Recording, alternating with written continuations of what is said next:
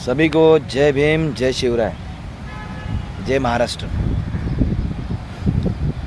बात करने के लिए बहुत कुछ है। विषय आज का ये है कि देश की आज़ादी को अब 75 साल पूरे हो रहे हैं और 75 साल में देश में सिर्फ घर घर झंडा जा रहा है, घर घर भारतीय ध्वज जा रहा है, जो ध्वज के ऊपर अशोक चक्र ही नहीं है। मतलब ये भी एक, आप देखेंगे तो ये भी एक तरह का अपमान है भारतीय ध्वज का।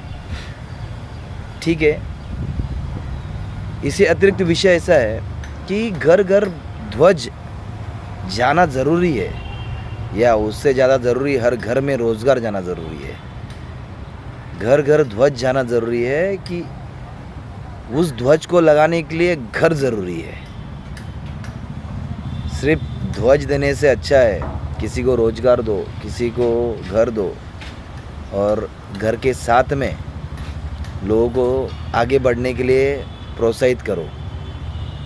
छल कपट की राजनीति छोड़ो और लोगों के साथ में सुख दुख में खड़े रहो। कोरोना के महामारी में देख लिया, यहाँ पर हॉस्पिटल्स नहीं है, अच्छी स्कूल्स नहीं होने के कारण पढ़े लिखे लोग नहीं है, एजुकेशन कम होती जा रही है। एजुकेशन है बट लेकिन आम आदमियों को, गरीबों को वो अफोर्ड नहीं कर पाते। तो आप सभी से, जनता से यही बात कहना चाहता हूँ कि सोचिए कि ये जो आज़ादी का पर्व मना रहे हैं, सुवर्ण पर्व मना रहे हैं, तो ये पर्व मनाने वाले कोई देश के देशभक्त नहीं है।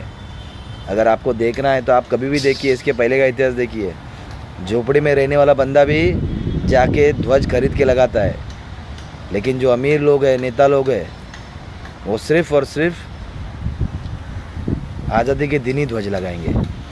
तो आप समझिए, आप सबको जागरूक होने की ज़रूरत है। हम सबको एक साथ जागना चाहिए कि देशभक्ति दिल में होनी चाहिए। देशभक्ति का सही मकसद होना चाहिए कि हमारे देश को आगे बढ़ा जाए, हमारे देश में जो चल रहा है उसको रोका जाए, जो करप्शन चल रहा है उसको रोका जाए।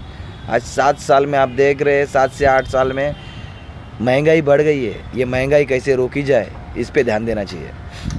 हर गरीब के बच्चे को पढ़ने लिखने के लिए फ्री ऑफ कॉस्ट एजुकेशन मिले, ये होना चाहिए।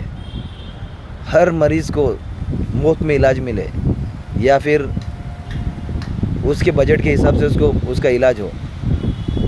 ये सब जब होगा तभी सही मायने में माने जाएंगे कि हम आज़ादी का पर्व मना रहे हैं।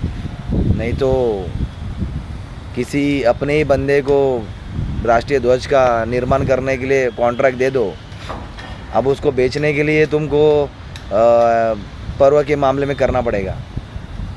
समझदार है आप सभी, सोचिए समझिए, और ऐसे झूठे देशभक्तों को भगा दीजिए।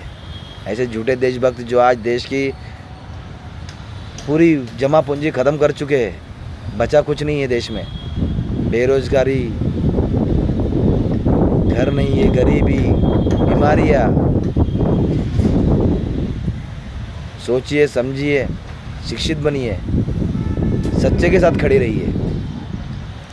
जय भीम, जय शिवराय, जय हिंद।